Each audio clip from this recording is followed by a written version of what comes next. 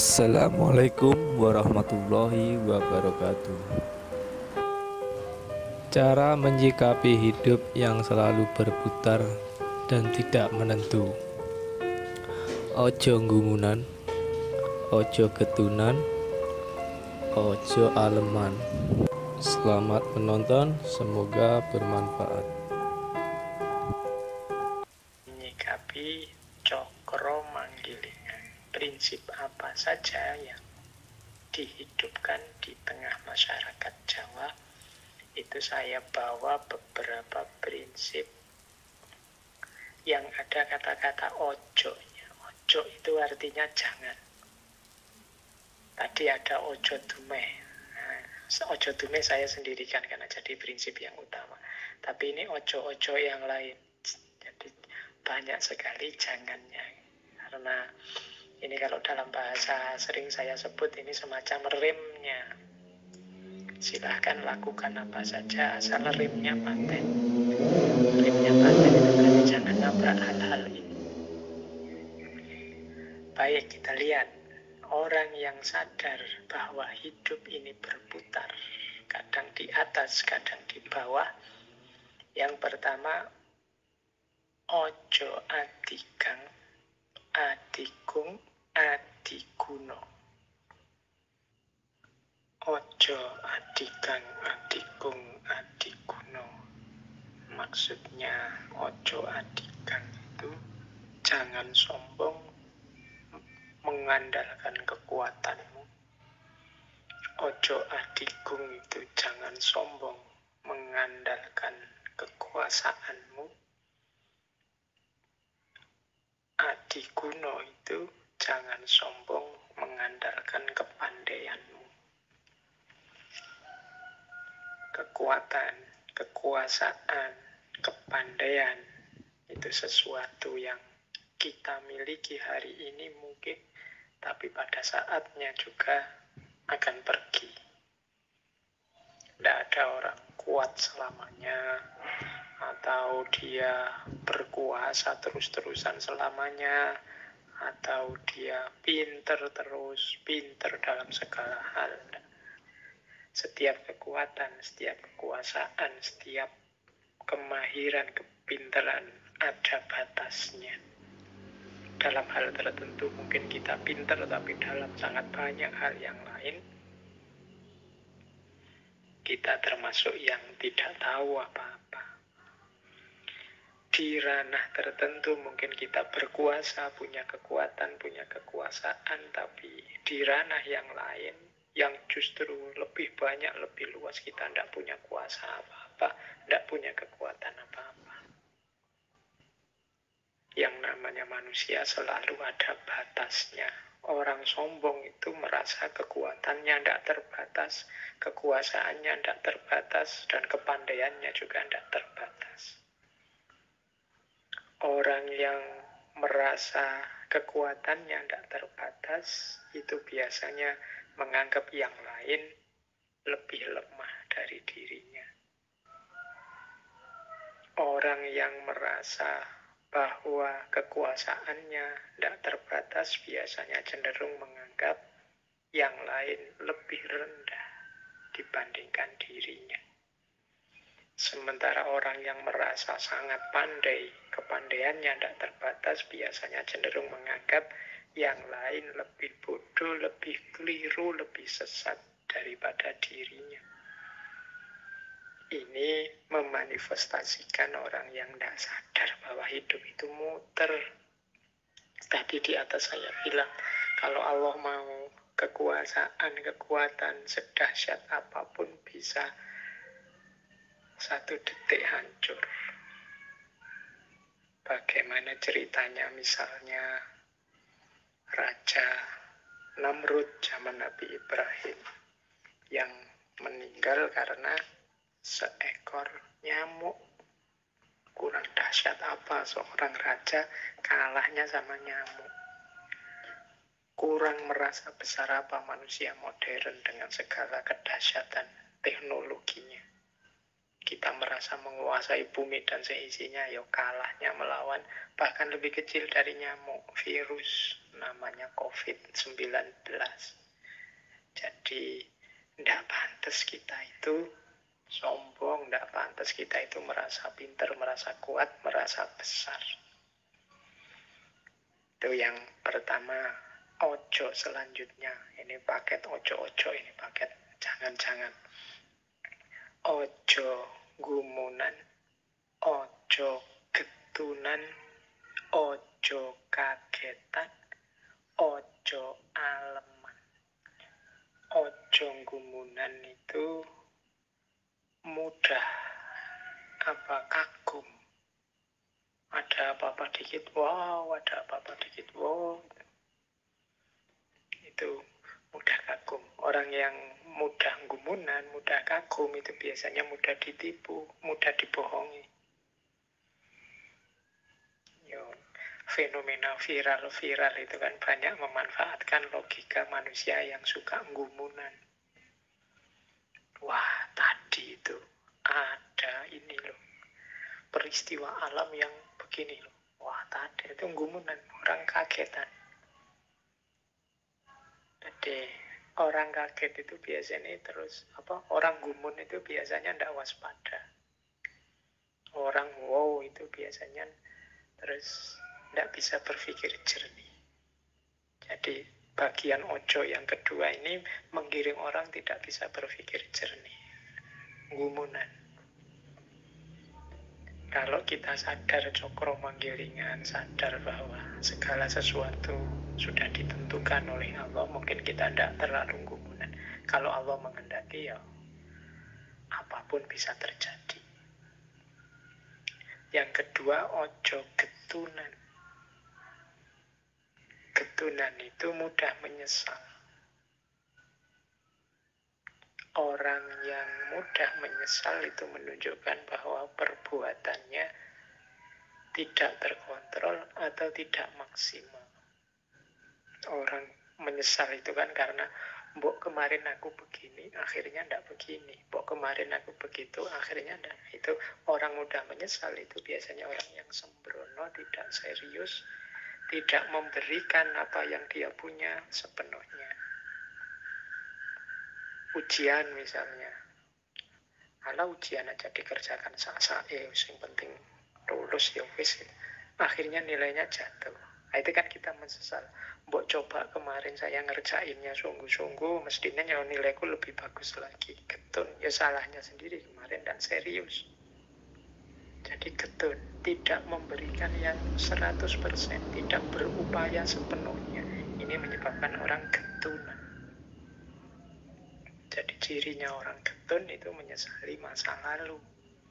Mengapa masa lalu disesali? Karena dia tidak serius. Maka ojo getunan. Berarti apa? Berikan sepenuhnya apa yang engkau mampu. Kemudian ojo kagetan. Ojo kagetan ini jangan mudah kaget. Biasa saja di dunia ini apa sih yang tidak mungkin.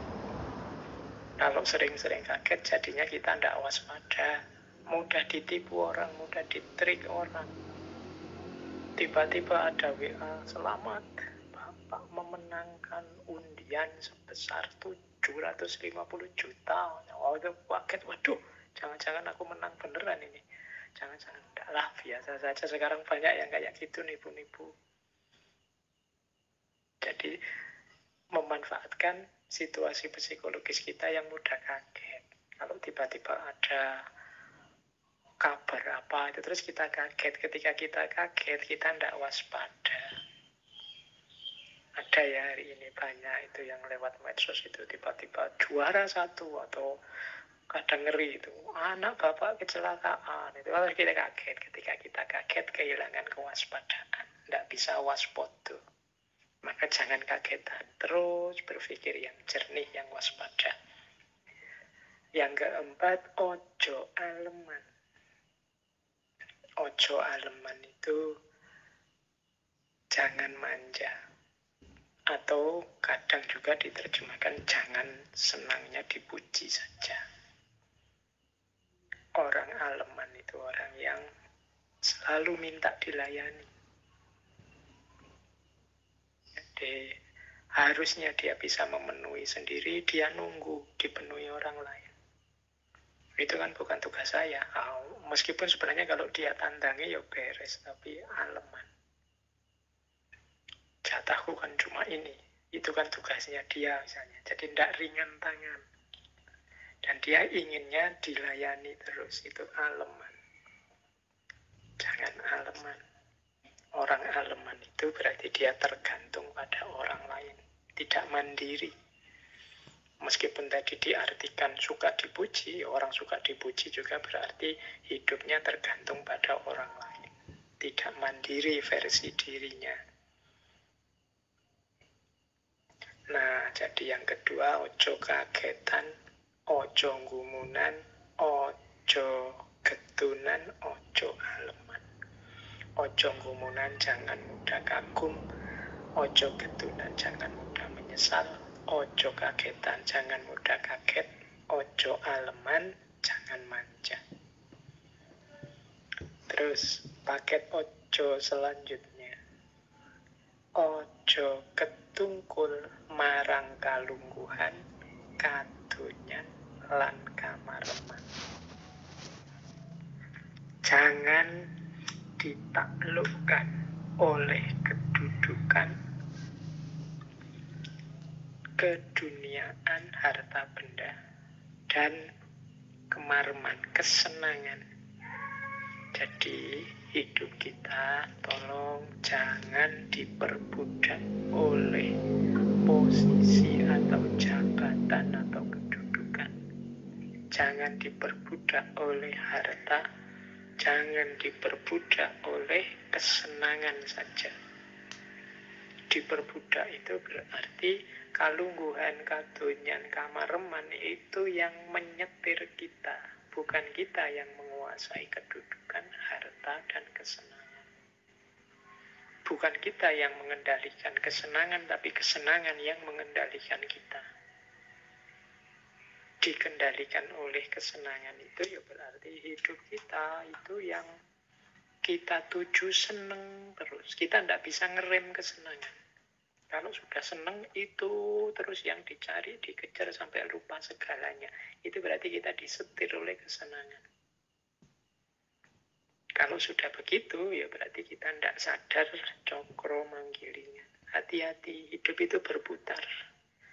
Kadang orang mencari kesenangan saja, jatuhnya malah kesusahan yang tidak ada akhirnya.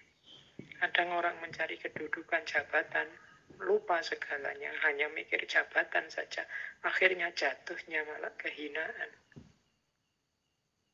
Banyak orang mengejar harta, menghalalkan segala cara, akhirnya malah jatuh miskin. Maka ojo ketungkul marang kalungguhan, kadonyan lan kamareman. Ini diingat-ingat prinsip ini ya teman-teman, apalagi yang ini menjelang era-era mau berjuang, mungkin sudah lulus kuliah, mau bekerja, mau menikah, membangun rumah tangga, dan seterusnya. Ojo ketungkul marang kalungguhan, kadonyan lan kamareman. Saya lanjutkan, ini waktunya tambah lama, tambah menipis. Ojo keminter, mundak keblinger, ojo cidro, mundak ciloko. Keminter atau kuminter itu maksudnya kalau di bahasa Indonesia kan sekarang mungkin sok pintar. Sok pintar itu sebenarnya ndak pintar, tapi gayanya kayak orang pintar. Nah itu namanya keminter. Ndak menguasai ilmunya, ndak ngerti teorinya, tapi gayanya kayak orang yang sudah ahli. Nah, itu namanya keminter. Hati-hati, ojo keminter, mundak keblinger. Nanti engkau akan sesat loh. Jadi keblinger itu ya terbelokkan. Terbelokkan itu ya tersesat. Jangan keminter deh. Kalau ndak ngerti bilang aja ndak ngerti. Kalau belum mendalam, jangan kesusu mengajar. Ojo keminter. Jangan kesusu ngeser-ngeser hal yang kamu ndak paham benar. Segala isi dan konsekuensinya. Hari ini kan kadang-kadang kita tidak sadar jadi orang keminter. Wong yo fikih tidak ngerti, kita memfatwai orang lain. Ini tidak boleh, ini haram, ini makruh, ini bid'ah dan lain sebagainya. Nah ini kan memfatwai orang lain, memvonis orang lain dengan fatwa agama. Wong kita ini bukan ahli fikih. Biarlah yang ahlinya saja yang menilai. Kalau kita bukan hakim kan jangan menghakimi orang lain. Ojo keminter, nanti keblinger. Keblinger itu sesat. Maunya orang lain jadi lebih baik, malah dirinya sendiri sesat. Kalau dirinya sendiri sesat, ya yang disampaikan nanti menyesatkan orang lain. Engkau keblinger nanti. Jangan keminter. Pinter itu bagus, tapi jangan keminter. Sok pintar. Kemudian ojo cidro mundak ciloko. Cidro itu bisa diartikan curang, bisa diartikan berkhianat, bisa diartikan jahat. Jangan melakukan yang jelek, yang khianat, yang jahat, nanti engkau celaka sendiri. Apa yang engkau tabur, itulah yang engkau panen. Kalau engkau menaburkan yang jelek-jelek, panenmu juga pasti jelek-jelek. Tapi Pak, buktinya tetangga saya senang terus meskipun dia jahat sampai meninggal. Jangan lupa, hidup ini tidak hanya alam purwo, alam madya, tapi juga ada alam wusono. Di sanalah yang sejati akan kelihatan. Ojo cidro mundak ciloko. Baik, itu paket selanjutnya. Terus, ojo milik barang kang melok. Ojo mangro mundak kendo. Ojo milik barang kang melok itu jangan merasa memiliki apapun yang menempel padamu. Jadi semuanya itu tidak hakiki. Jadi ojo milik barang melok itu jangan merasa hartamu, kedudukanmu, jabatanmu, kemuliaan, kehormatan dari masyarakat. Itu kan hal-hal yang engkau miliki sekarang. Yang melok padamu. Dia hanya melok ikut, tapi bukan milikmu. Jangan merasa milik. Bahkan termasuk anak istri. Ya kalau bahasa lain itu semuanya hanya titipan dari Allah. Tugas kita mengelola sesuai dengan amanat yang punya. Ya yang punya Allah. Amanatnya Allah kita jalankan. Kita dititipi istri, dititipi suami, dititipi anak, dititipi harta, dititipi jabatan. Semuanya harus kita kelola dengan baik sesuai keinginan yang nitipi. Maka ojo milik barang kang melok. Jangan diperlakukan seperti milikmu. Tetap sadarilah bahwa itu hanya titipan. Jadi caramu memperlakukan sesuai yang nitip. Yo, kalau teman-teman nanti ada di kajian-kajian tasawuf ini lebih dalam. Bagaimana kita jangan terikat, jangan melekat dengan dunia. Kemudian ojo mangru mundak kendo. Jangan mendua. Maka akan kendo itu kendor. Kendor itu berarti tidak fokus. Mangru itu tidak fokus, mendua. Terlalu banyak pertimbangan, akhirnya tidak jalan, tidak fokus. Akhirnya lelet dalam perjuangan. Iya Pak ya, saya bisa ini, bisa itu. Enaknya gimana ya? Memang pikiranmu bercabang-cabang. Tidak fokus, akhirnya tidak jalan-jalan. Saya mau sih Pak, serius. Tapi nanti efeknya begini ya Pak. Kalau yang ini bagus juga, tapi efeknya begitu. Kadang-kadang ini hanya membingungkan kita saja. Maka mantapkan kalau menurutmu itu sebuah kebaikan, kebenaran, ya resikonya pasti saja ada. Tidak ada yang perfect. Ambil saja jalan. Jangan terlalu banyak berpikir neko-neko. Ojo mangru, mundak kendo, mendua. Komitmennya double-double.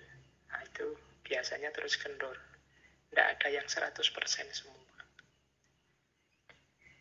Ojo gigi mongso. Ojo gigi mongso itu jangan terlalu ambisius. Jadi ojo nggih mongso itu ya jangan terlalu berambisi tentang sesuatu. Dunia ini cokro manggilingan. Kalau saatnya memang engkau di atas, ya akan di atas. Kalau saatnya hal itu memang jatahmu, takdirmu, yang akan engkau alami. Ojo nggih mongso. Punya cita-cita boleh, punya keinginan boleh, tapi jangan ambisius. Jangan mewajibkan sesuatu yang di luar kekuasaan. Pokoknya saya tahun ini harus sudah naik haji. So, sekarang yang sudah terdaftar saja bisa mundur karena virus corona. Ojo nggih mongso. Saya harus jadi yang nomor 1 di dunia sekarang ini, Pak. Ojo nggih mongso lah. Yang biasa-biasa saja, jangan terlalu diperbudak oleh ambisi-ambisi duniawi. Baik, ini waktunya sudah mau habis. Ada beberapa lagi, saya baca cepat saja ya, semoga nanti lain waktu bisa kita lanjutkan khasanah-khasanah falsafah Jawa yang lain. Ada cara menyikapi cokro manggilingan yang lain, yaitu alon-alon waton kelakon. Alon-alon waton kelakon ini ya falsafah Jawa yang sering dikritik orang, dianggapnya orang Jawa itu terus berarti lelet, tidak bisa kerja efektif, kerja yang cepat, tidak. Alon-alon waton kelakon itu fokus pada hasilnya.